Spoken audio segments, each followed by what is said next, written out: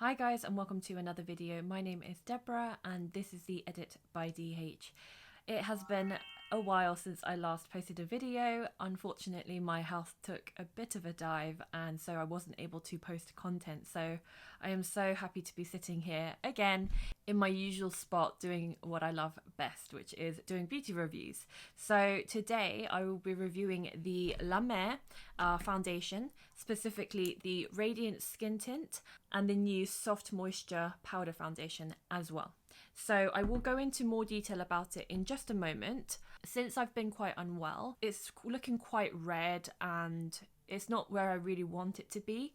So I have been trialing the foundation, both the skin tint and the powder, over the last few weeks ever since I got it, because I really wanted to trial it first before giving you my verdict on it. And let me tell you, it's my new favorite foundation and I'll get into why.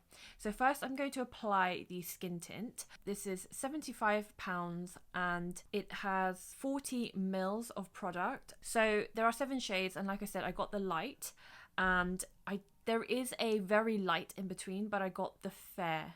So it's normally fair, very light, light.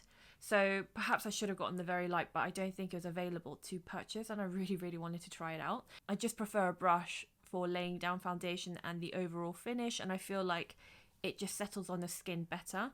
But with something as light as this, which feels like a tinted moisturizer, it's better to use your hand because you can really work it into the skin. I mean, it's slightly buildable, just a tad, not too much. So I don't know if you can see the difference. I actually think it's quite a good shade for me, light. I use fair normally, but perhaps fair is a tad too light now for me. So can you see it's very subtle in difference, but what I love about it, it just looks like skin. So if you like something that is very light coverage, that looks like skin, that gives you a bit of a glow. I obviously had glowy skincare on, but even without the glowy skincare, this will still give you a radiance. You can see the difference. So this is the side where I've got the makeup on and without. On, without. So actually it's quite a good color match. So I'll continue using this shade, but what I'll do is I'll swatch the light and the fair on my hand so you can see the difference of shade. I'm not going to blend it in too much so you can see. So that's obviously the light and that is fair. So very light, I'm assuming, would be somewhere in between that. Some of you may just be happy with this coverage in terms of foundation and, you know, put on some concealer, powder and you're good to go. But I just wanted to show you 2 options. So I'm going to just show you a more natural finish with a bit of concealer, and then I'll show you a more flawless version using the powder foundation on top. So I'm going to go in with the Glossier Stretch Concealer, which is one of my favorite concealers. I'm just going to use my finger.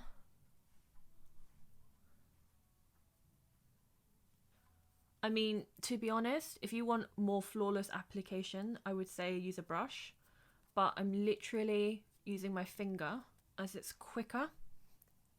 And just to show you like how easy this product is to use, I'm obviously not promoting Glossier in this video, but just to show you. So I've done my under eyes just naturally. Then what I like to do, if I really want to go for a natural base, right, I will just, you can see I've got a little bit of redness on my forehead, so pat there. Then a little bit on my chin where I tend to get, again, a little bit of redness, just there. Then around my nose area again where I get a bit of redness, I sort of just blend that all in.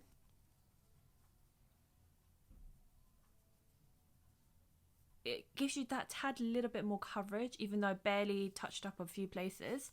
And then from here, I go in with my 𝕕𝕦𝕓𝕒 Sheer Pressed Powder in the colour Light 12. So it looks like that. I'll just lightly powder my T-zone. Around my nose, around my smile lines, because I get shiny there. So only where I know I get like particularly shiny. For smaller areas, like under the eyes, I'll use a smaller brush. This is just to make sure that my concealer is set.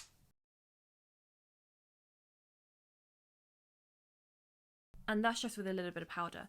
So you can see how quick that was. Honestly, this takes me 5 minutes. I'm not exaggerating. I'm talking you through it, so obviously it's taking a tad bit longer. But imagine just squeezing a bit of the skin tint, literally rubbing it in with your fingers, getting the concealer, swipe, swipe, pat, pat, pat, pat, pat, powder, and honestly 5 minutes and you're done. So this is a base that I've kind of been relying on during the pandemic when I don't want anything fussy.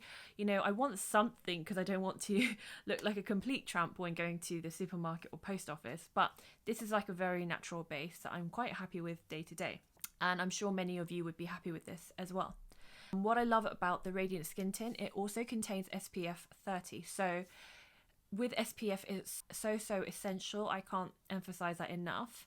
And it's the one thing in your skincare routine that you need, especially if you're concerned about anti-aging. You might look youthful now, you know, unfortunately youth doesn't last forever.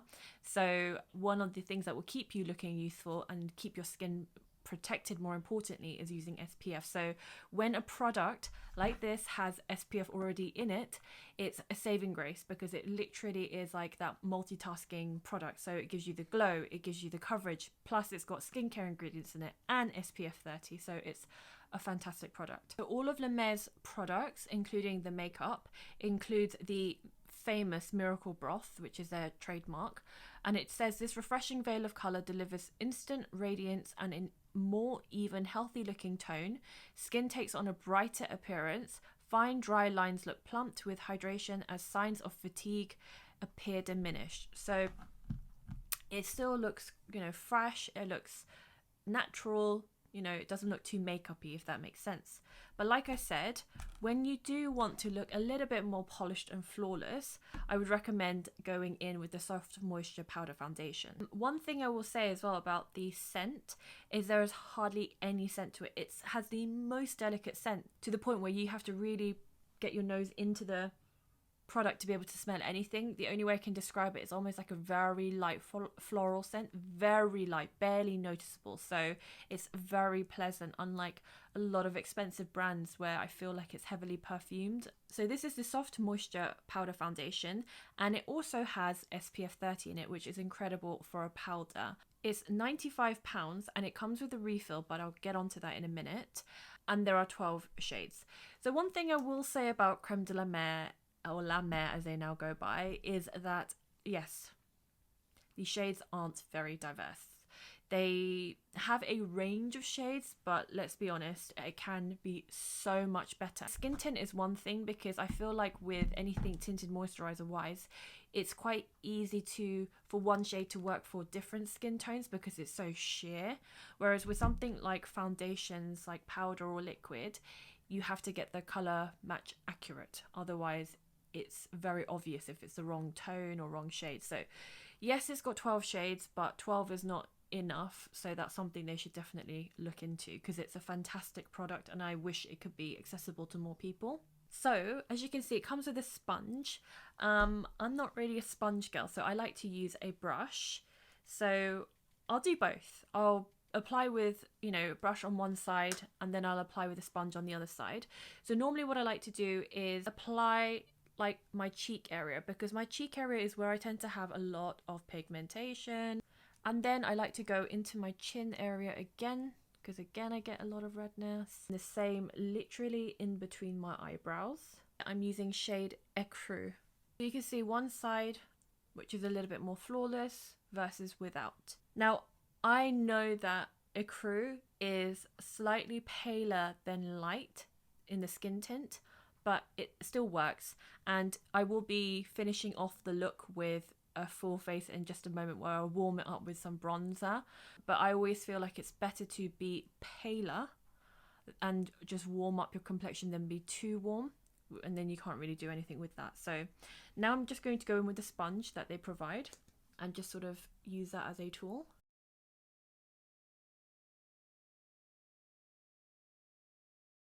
With this sponge, I felt like it was less work in that it laid down colour pretty quickly and I didn't need to keep dabbing into the product. However, it I feel like picks up more pigment, and therefore their coverage is slightly heavier.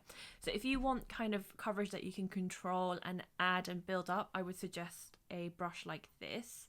If you just want quick and easy, boom boom boom, this sponge is actually really, really good. So it's fantastic that it comes with it anyway. It's great to just pop into your handbag. It has a mirror as well, so it's very, very handbag and travel friendly. So hopefully you can see that my skin is looking more flawless. This is a look that I would do if I'm, say, going out back in the good old days when I'm meeting my friends, and want to look a little bit more polished and alive.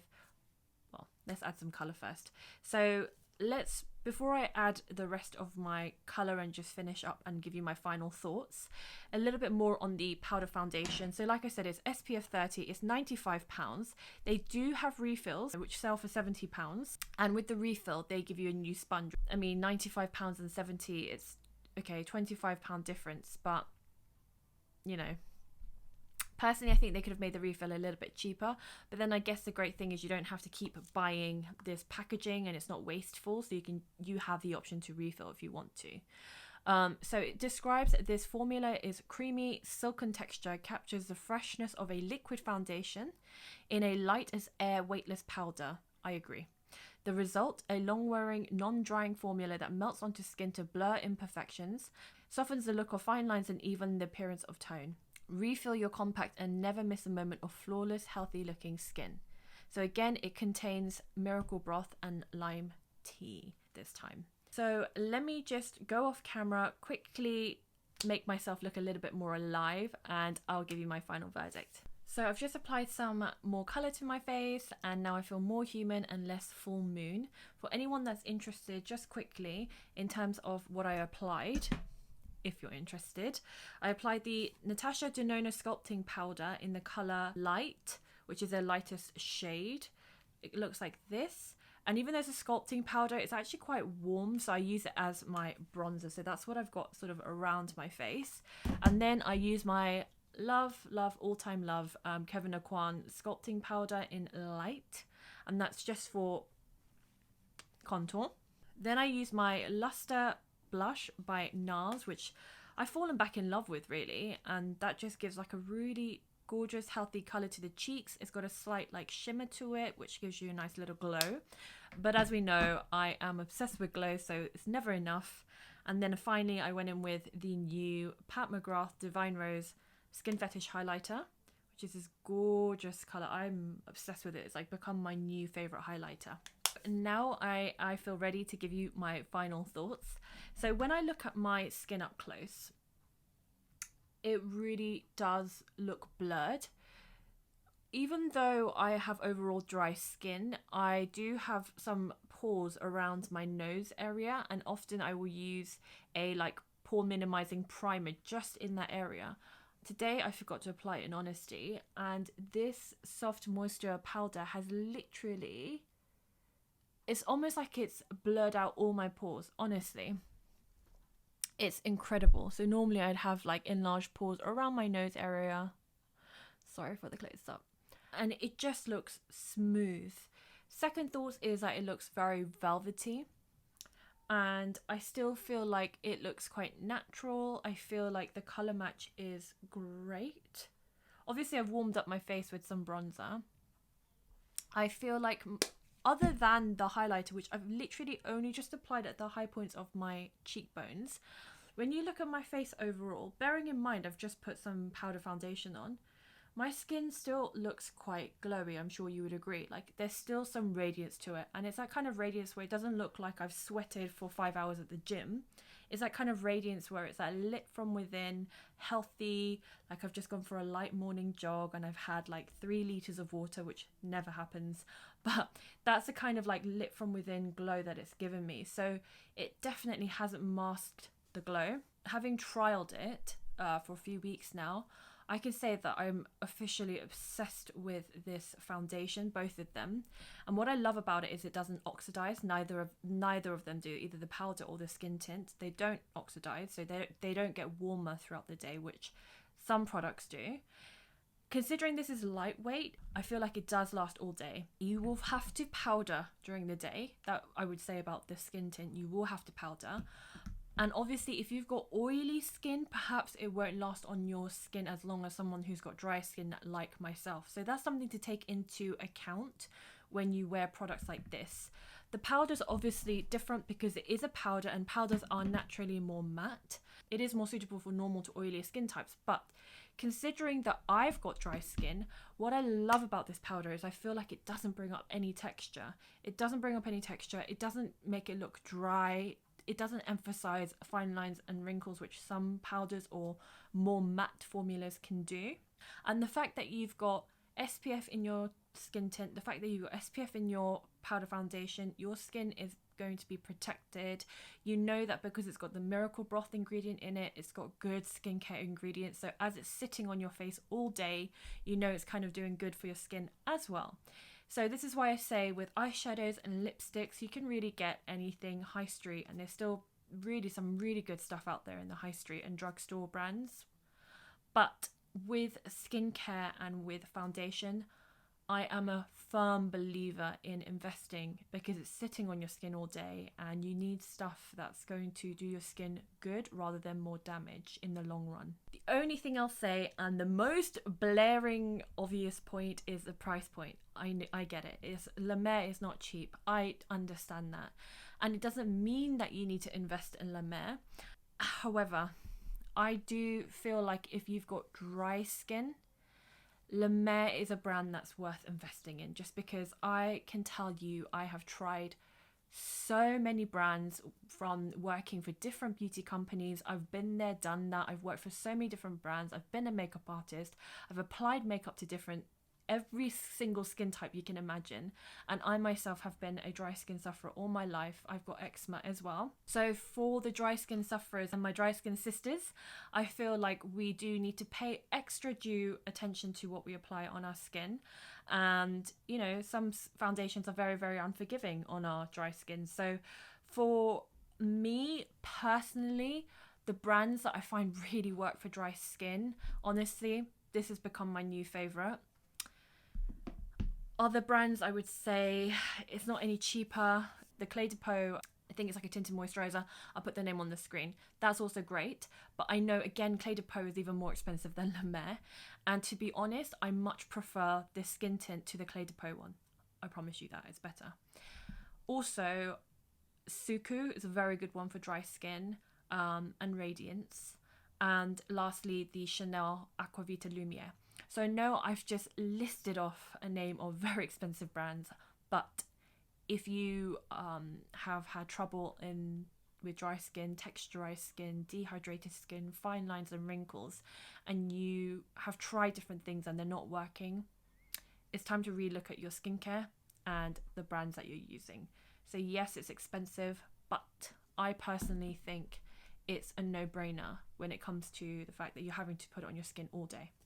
And when you get really nice results like this, where the makeup just sits so nicely on your skin all day, and it's almost like a flawless application, it's like the perfect base to then add all your color products on top.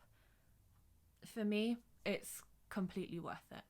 So what do you guys think? Do you think 𝕕𝕚𝕓 is worth the price tag in terms of their like foundations and base products? Let me know your thoughts down below. Thank you so much for watching, and I will see you on the next one. Take care, guys.